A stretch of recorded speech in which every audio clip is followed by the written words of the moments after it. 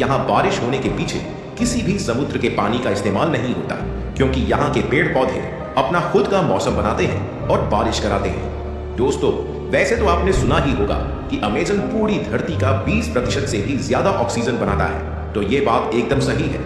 लेकिन जैसे ये जंगल खुद बादल बनाकर खुद ही उसे अपने ऊपर बारिश करवा लेता है, उसी प्रकार निकला हुआ ऑक्सीजन रात में रिस्पिरेशन के दौरान ये जंगल खुद ही गटक लेता है। मतलब ऑक्सीजन की कुछ ही मात्रा ये हमें देता है, लेकिन इसका मतलब ये नहीं ये जंगल हमारी धरती के लिए फायदेमंद नहीं है। अमेज़न जंगल हर साल अरबों टन CO2 को अवशोषित करता है, जिससे ग्लोबल वार्मिंग को कम करने में मदद मिलती है। अगर यह जंगल न रहे तो ये कार्बन वापस वातावरण में जाकर धरती को और गर्म कर देंगे और हम सबका जीना मुश्किल हो जाएगा। दोस्तों, इस जंगल के जीवों के बारे में बात करें उससे पहले इस जंगल के छोटे से इतिहास के बारे में भी जान लेते हैं। अमेज़न जंगल 5.5 करोड़ साल पहले बना था, यानी यह डायनासोर के विलुप्त होने के बाद अस्तित्व में आया। यह जंगल समय के साथ विकसित हुआ और आज भी लगातार बदल रहा है। पहले यह एक विशाल सवाना घास का मैदान था। जब एंडीज पर्वत उभरे तो नदियों की दिशा बदल गई और धीरे धीरे जंगल बनने लगा। आज अमेज़न नदी अटलांटिक महासागर की ओर बहती है, लेकिन इससे पहले यह प्रशांत महासागर की ओर बहा करती थी।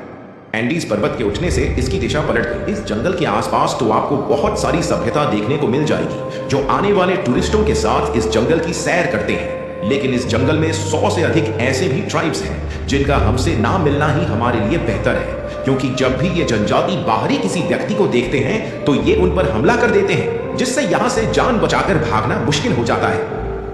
ये जनजाति अपने इलाके में किसी भी बाहरी व्यक्ति का आना बिल्कुल भी पसंद नहीं करते। ये जंगल ही उनका घर है। अमेज़न जंगल में एक ऐसी नदी मौजूद है जिसका पानी हमेशा खौलता रहता है। इसे शान्यतिमपिष्का कहा जाता है। अक्सर किसी भी नदी का खौलता पानी किसी ज्वालामुखी क्षेत्र से होकर गुजरता है, लेकिन इस नदी के साथ ऐसा नहीं है। ये पानी छोटे छोटे झरनों से आता है जो खौलता हुआ नदी का रूप ले लेता है। वैज्ञानिकों को यह बात समझ नहीं आ रही है कि आखिर ये पानी जमीन से खौलता हुआ कैसे निकल रहा है, जबकि इसके नीचे कोई भी ज्वालामुखी क्षेत्र नहीं है। यह नदी लगभग 6.5 किलोमीटर लंबी है और अंततः अमेज़न नदी की एक सहायक नदी में मिल जाती है। नदी के रास्ते में पानी थोड़ा ठंडा हो जाता है, लेकिन शुरुआती हिस्से में यह इतना गर्म होता है कि इसमें गिरने वाले जीव उबलकर मर सकते हैं। इस जंगल को हरा भरा बनाने में 1100 से अधिक सहायक नदियों का योगदान होता है।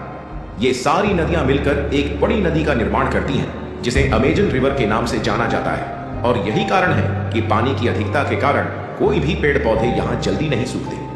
अमेज़न नदी में दुनिया की किसी भी नदी से सबसे ज्यादा पानी बहता है। यह नील नदी से थोड़ी सी छोटी जरूर है, लेकिन इसका प्रवाह इतना अधिक है कि यह मिलकर अगली 7 सबसे बड़ी नदियों के कुल प्रवाह से भी ज्यादा पानी छोड़ती है। अमेज़न नदी अकेले ही दुनिया के कुल मीठे पानी का 20% हिस्सा समुद्र में छोड़ती है। इसकी गहराई 20 से 100 मीटर के आसपास है, जिससे इसमें बड़े जहाज भी चल जाते हैं। इस नदी की चौड़ाई आज तक एक जैसी नहीं रही है, क्योंकि ये 2 किलोमीटर से लेकर 50 किलोमीटर और बाढ़ के दौरान कहीं कहीं 100 किलोमीटर तक चौड़ी हो जाती है। अगर बात नदी की हो रही है तो इसमें पाए जाने वाले जीवों के बारे में भी जान लेते हैं। सारी नदियों की तरह इस नदी में मछलियों की काफी सारी प्रजातियां पाई जाती है, लेकिन कुछ खतरनाक जीव ऐसे भी हैं जो सिर्फ इसी नदी में पाए जाते हैं, जैसे कैंगरू। कहा जाता है कि यह मछली इंसानों के पेशाब की गंध को महसूस करके उनके मूत्र मार्ग में घुस सकती है। यह शरीर के अंदर अपने छोटे छोटे कांटे फैला लेती है, जिससे इसे बाहर निकालना बेहद मुश्किल हो जाता है।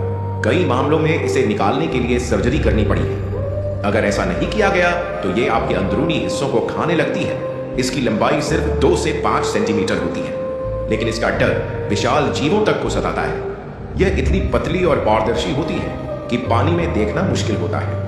इसके अलावा इस नदी में पिरान्हा नाम की मछली पाई जाती है, जो बेहद खतरनाक होती है, क्योंकि इनके शरीर के हिसाब से इनके पहले दांत बेहद नुकीले और बड़े होते हैं, जो हड्डी तक चबा जाते हैं। इसलिए इस नदी में लोग उतरने से भी डरते हैं। इलेक्ट्रिक ईल, यह मछली 600 वोल्ट तक का बिजली का झटका देने में सक्षम है।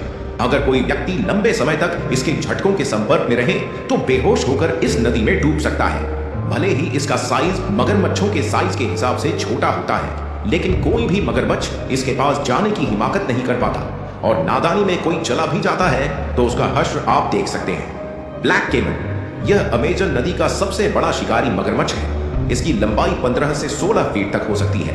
यह पानी में छिपकर अचानक हमला करता है और अपने मजबूत जबड़े से किसी भी जीव को कुचल सकता है। Bull shark. आमतौर पर शार्क की कोई भी प्रजाति समुद्र में पाई जाती है, लेकिन बुल शार्क खारे और मीठे पानी दोनों में रह सकती है। इसलिए इस नदी की सबसे खतरनाक शिकारी यही है जो अन्य शिकारियों का शिकार करती है। Green anaconda. यह दुनिया का सबसे भारी और खतरनाक गला घोटने वाला सांप है। यह पानी में घात लगाकर बैठता है और किसी भी बड़े जीव को पकड़कर उसका दम घोट लेता है। इसका शिकार बनने वाले जीवों में मछलियां, केमन, मगरमच्छ, हिरण और यहां तक कि इंसान भी शामिल है। पूरे जंगल में ग्रीन एनाकोंडा ऐसा जीव है जो इस नदी और जंगल का राजा कहा जाता है। लेकिन बड़े होने के बाद भी इसे सबसे खतरनाक कहना सही नहीं है, क्योंकि यह सुंदर सा दिखने वाला मेंढक आकार के हिसाब से कई गुना ताकतवर निकल कर आता है। यह छोटा मेंढक देखने में सुंदर लगता है, लेकिन इसकी त्वचा पर मौजूद जहर 50 से ज्यादा इंसानों को मारने में सक्षम होता है। अमेजन की स्थानीय जनजातियां इसके जहर का इस्तेमाल तीर और भाले पर लगाकर शिकार के लिए करती है। पूरे जंगल में आपको इन जैसे काफी खूबसूरत जहरीले मेंढक देखने को मिलेंगे। जो मेंढक जितना खूबसूरत होगा वो उतना ही अधिक जहरीला होता है।